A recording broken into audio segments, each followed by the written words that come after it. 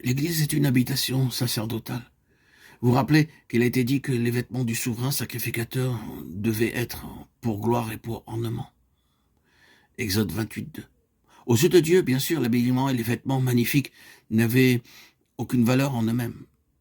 Les vêtements, dans toute leur beauté, peuvent seulement être représentatifs de quelque chose de beaucoup plus grand. Il n'y a rien qui, même en prenant la forme d'un magnifique apparat, puisse impressionner Dieu, quoique cela puisse beaucoup influencer et impressionner les hommes. Cependant, Dieu dit que ces vêtements sacerdotaux devaient être pour la gloire et pour la beauté. Le mot beauté pourrait aussi bien être traduit par honneur. Dans Jean 17, nous avons la prière du souverain sacrificateur.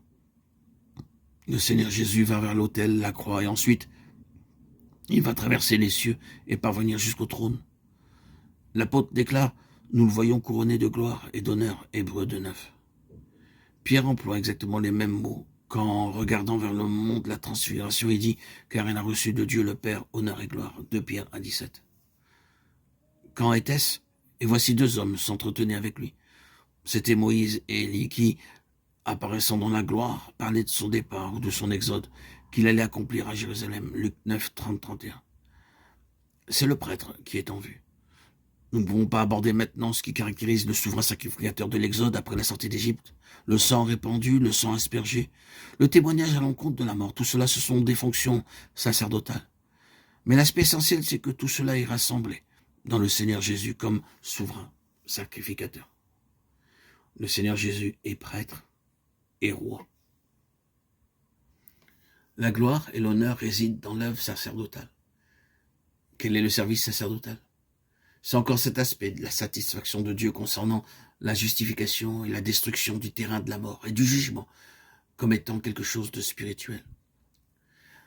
Zacharie déclare qu'il sera sacrificateur sur son trône, Zacharie 6, 13.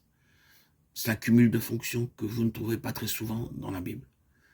Mais il est vrai que Jésus réunit les deux, le roi et le prêtre, dans sa propre personne. Il est roi parce qu'il est prêtre, pour la raison qu'il a accompli toute l'œuvre sacerdotale qui consiste à traiter le péché et l'injustice et à satisfaire Dieu. Il est intronisé comme prêtre sur son trône et il est roi. Nous avons seulement regardé le livre des Actes, mais nous remarquons que tout est là. Le psaume 2 est cité plus d'une fois dans ce livre. Quel rapport y a-t-il avec tout cela? Dieu, en ressuscitant Jésus, selon ce qui est écrit dans le psaume 2, tu es mon fils, je t'ai engendré aujourd'hui, Acte 13, 33, indiquait que par la résurrection du Seigneur Jésus, sa position de fils avait une signification particulière, spécialement en raison de sa résurrection d'entre les morts. Si Jésus n'avait pas été ressuscité d'entre les morts, est-ce que Dieu l'aurait reconnu comme son fils? Je ne rejette pas le fait qu'il a toujours été le fils de Dieu, mais c'est quand il est passé par la mort et que Dieu l'a ressuscité des morts que ce fils a pu être pleinement établi dans le ciel comme le vivant.